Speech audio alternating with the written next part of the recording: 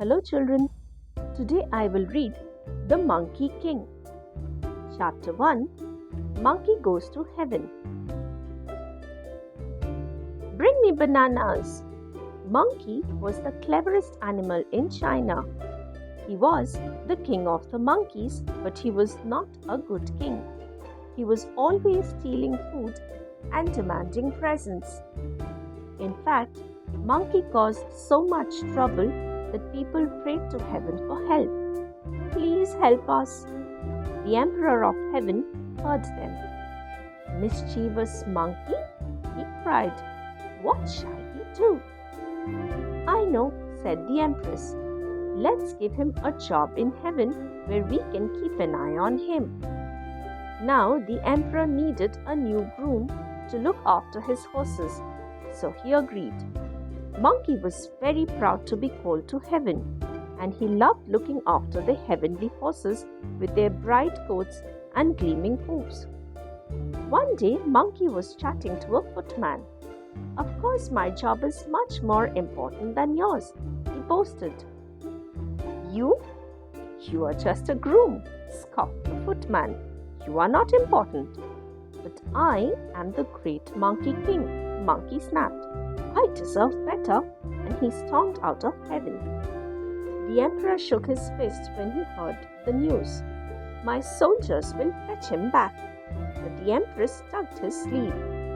Why don't we give him a better job, she said. Then he'll come back without a fight. So the Emperor sent a messenger to tell Monkey he had been promoted. You are now keeper of the heavenly peach garden, said the messenger, bowing. It's a very important job, continued the messenger. These are magic peaches. Magic, huh? Said Monkey thoughtfully. Okay, I accept. So Monkey found himself strolling around the peach garden with two gardeners.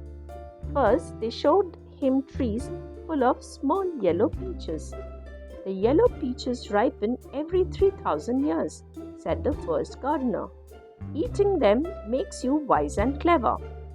I am clever enough already. In the middle, Monkey saw trees covered with orange fruit. The orange peaches ripen every 6,000 years, said the second gardener. They help you fly. That sounds good. At the back of the garden was a row of very old trees. Here and there hung a heavy purple peach. The purple peaches take 9,000 years to ripen, said the gardeners. Eating one makes you live forever. This is even better. Monkey was thrilled to be in charge of such important trees. He spent hours in the garden, bossing the gardeners around. One day, he spotted a ripe purple peach high in the leaves. They won't miss just one, he told himself, and he climbed through the branches and gobbled it up. Delicious. It tasted so good, he did the same thing the next time he saw a ripe purple peach, and the next, and the next. Chapter 2 The Peach Banquet. As summer drew to a close, the Empress of Heaven began to prepare for her yearly peach banquet. First, the Empress sent invitations to all the most important gods. Then, she told the cook to prepare his finest dishes.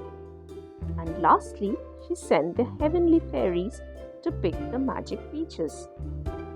The fairies picked a few yellow and orange peaches.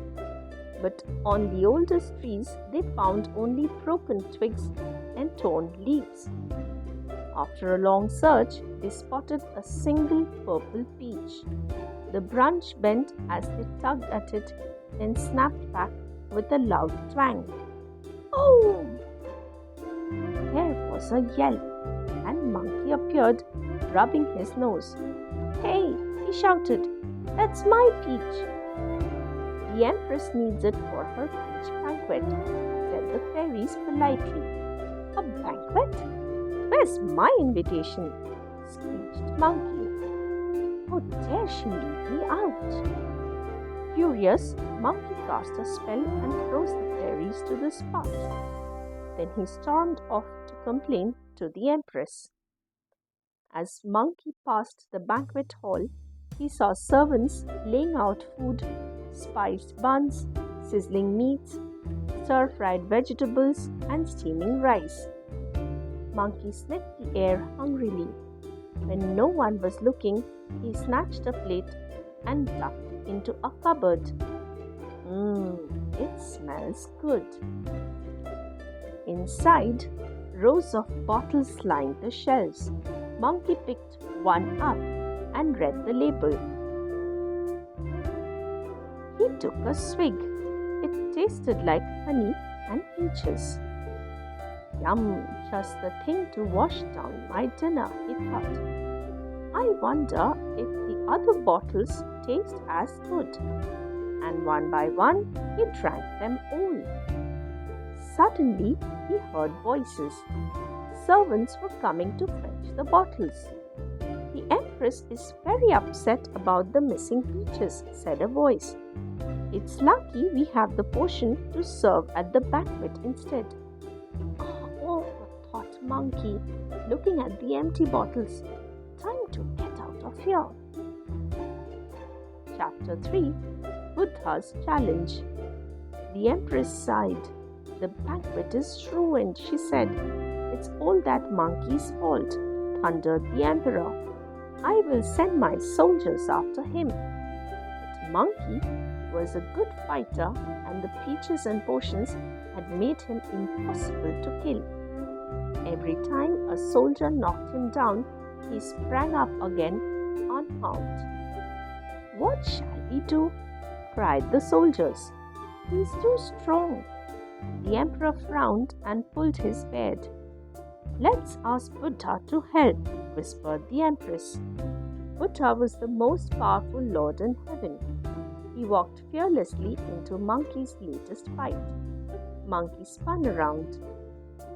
What do you want? He snapped rudely.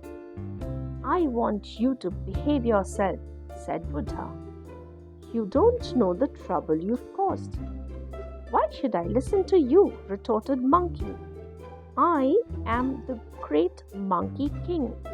I should be Emperor of Heaven. Buddha laughed. What makes you so special? I am a great fighter. I live forever.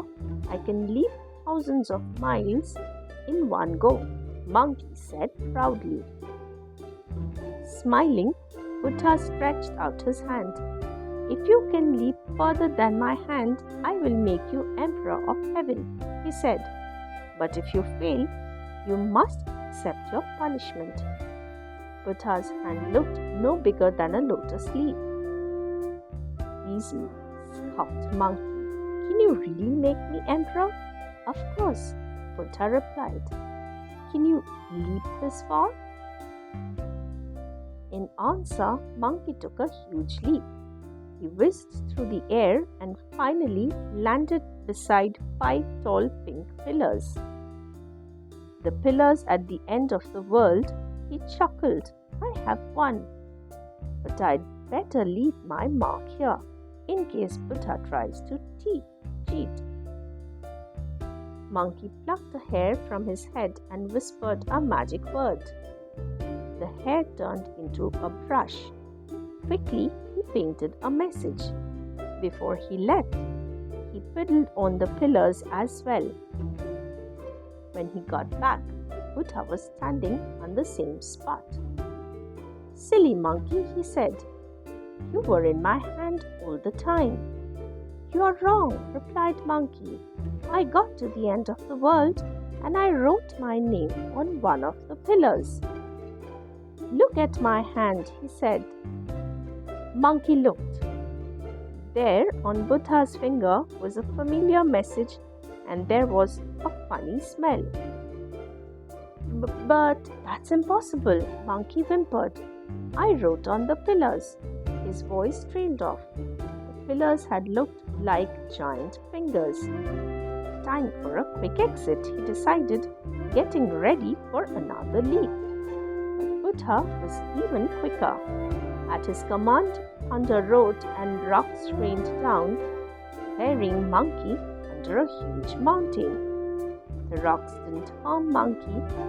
The peaches and potions had made him too strong, but he couldn't move either. And there you will stay, Buddha declared, until you are ready to mend your ways. That's all for today. Thank you for listening.